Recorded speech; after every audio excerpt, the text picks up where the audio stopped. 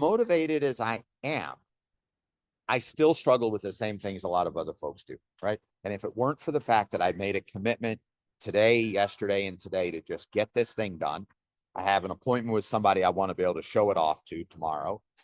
If it weren't for that, it'd be next week or next week or next week. And I love this. This is my favorite thing. I am so glad I have the membership done because now I can go promote it on LinkedIn. I've wanted to do this for like 2 months and I haven't done it. And I was saying a second ago, if you guys weren't here for a class, I'm not sure I would have gotten it done, even though I need to get it done, because that would have taken me a lot longer if you weren't looking at me and I wasn't thinking, I better get through this, right? I would have thought, oh, should I do this? Should I do this? It's the same thing. And so I'm saying all this to say, even though I look successful, I have been by the grace of God, but like I look like I've got it all put together. At the end of the day, I struggle with the same things you guys do. And at the end of the day, I just have to get down and do the work. And after 18 years, it's hard. I have a hard time doing that kind of work without an audience anymore because I get no personal satisfaction out of it. There's no challenge. I've built hundreds of memberships before. There's just no challenge anymore. And for many of us in this business, part of the reason that we work for ourselves is because there's challenge. Otherwise, we just work for somebody else and punch a clock and get paid the same amount every single week. And lots of people do that. And there's nothing wrong with that. Most of the world works that way. Okay. Nothing wrong with that. But for those of us that work for ourselves, you have to understand there's a reason you do. It's because you don't think like the other people. And it's not that you think better, you think different. And because you think different, you have to find out what your motivations are to actually get the work done. And for me, I've wanted to do this for like 2 months. What I did today, I've wanted to do for 2 months, and it took an hour or an hour and a half total. Why haven't I done it? I can't give you any. The only reason I can give you is that like my dopamine and serotonin and motivation levels weren't right. But today, with the pressure of needing to show it tomorrow, the pressure of making a commitment to doing it these 3 days, the pressure of you guys looking at me and acting like you wanted to see it, all of that came together. I think it's a lot like a race car driver. You know how even in the Olympics, somebody shows up and they're supposed to be the #1 in the world and their head's messed up today and they end up falling. They're like number 20 now. Is that because they're actually number 20? No, it's because something in their head wasn't right today for the work they're doing.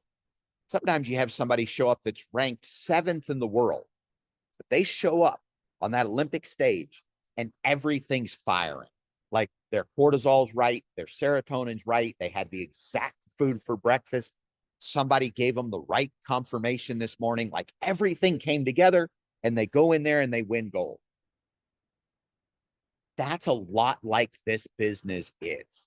And a lot of the work you've seen me do for the last 18 years has been done in moments of going for the gold. I'm not like that 40 hours a week. I turn on, I go for the gold, and then I turn back off. And here's the thing. That's very different than 9 to 5 work.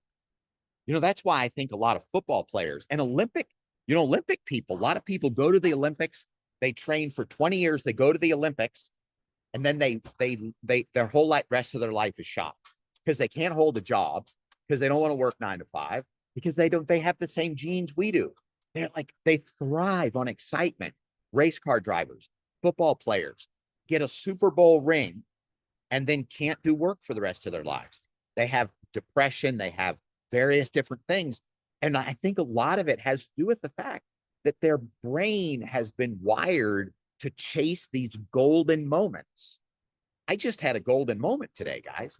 The last hour and 45 minutes, you got to witness gold. I had a golden moment.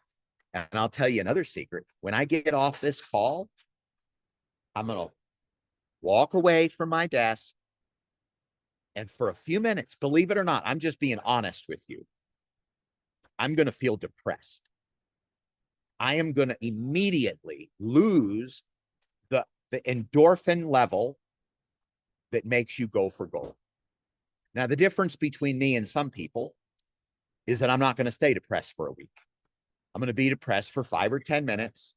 I'm going to talk to God for a minute or two. I'm going to take a deep breath. I'm probably going to come in and do a small amount of work, and I'm done for the day. That's the piece that you don't see week in, week out. Because the only thing you ever see is my published moments. I only publish a few moments a week. I only have to go for gold a few moments a week. Does that make sense? And I'm just so excited. That's why I'm not stopping talking. I want to get it all out, because you have witnessed in the last hour and 45 minutes a golden moment. And by the way, this golden moment didn't just happen.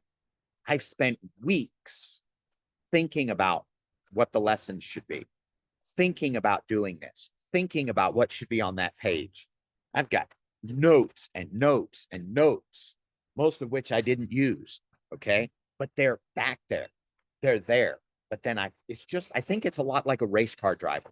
They practice and they learn and they do the curves and they this. But when they get in that seat for their race, whether it's 60 minutes or 3 hours or they're doing a sprint, they better be 100% on for the next number of minutes, or they're A, going to get killed, or B, they're going to kill somebody else, or C, they're going to lose the race, or they're going to win the race and everybody's safe, right? And we see this over and over and over again, but they train all week long for that one moment of gold. What you saw me do today is exactly the same thing. I've trained for months, if not years, for the moment that you just got to see. What's in this for you? First of all, I don't want you to be discouraged when you think you can't keep up with these moments of gold. The second thing is, I want to encourage every one of you to just put your head down, do the work, build your dream, build it, get 2 or 3 moments of gold every week, start changing people's lives, build the thing, scale it, and change the world with your idea, with the purpose God placed in you, and with the power of God inside of you.